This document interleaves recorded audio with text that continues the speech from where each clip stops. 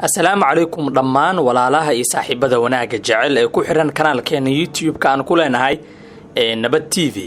waqti wacan maalin wanaagsan habeen wanaagsan qof walba waqtiga ay u tahay oo wanaagsan waa mar kale iyo muuqaal cusub intaan muuqaalkeena guda galin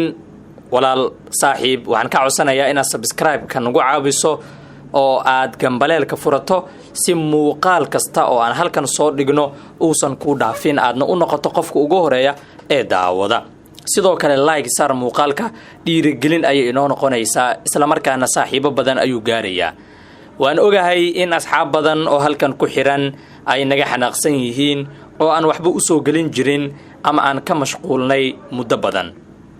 waxaan u maqneen sababo badan oo jira awgeeda mashquul badan iyo arimo kale laakiin maanta laga bilaabo ama xilligan aan idin la hadlayo waxaan idin balan qaadaynaa in si toos ah aad nagala socon doontaan halkan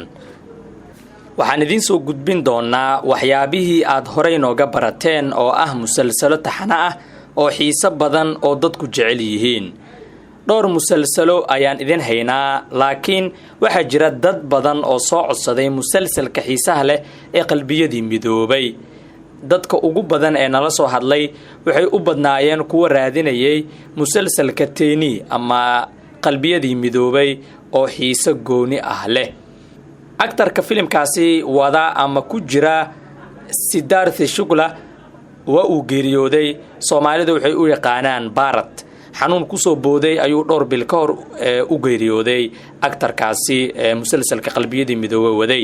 laakiin musalsalka uu aktarka ka yahay waxa uu noqday kan loogu jecel yahay meel kasta xiiso gaar ah ayuuna leeyahay warkayaanan idinku daalinine musalsalkan isaga oo dhammaystiran ayaan idin haynaa 400 qaybood ayuu ka kooban yahay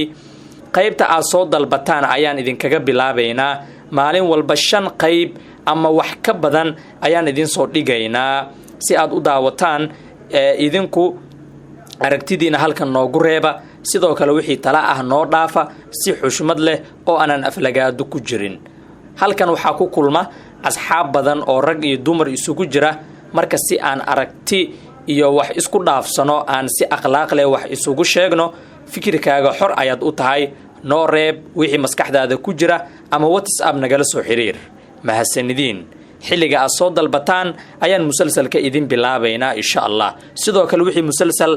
aad jeceshahay ama aad rabto in lagu soo daayo magaciisa commentiga noogu soo reeb mar kale aan ku xasuusiyo subscribe sar kanaalkeena sidoo kale like sar muuqaalka si meel fog uu u gaaro waad mahadsantihiin soo dhawaada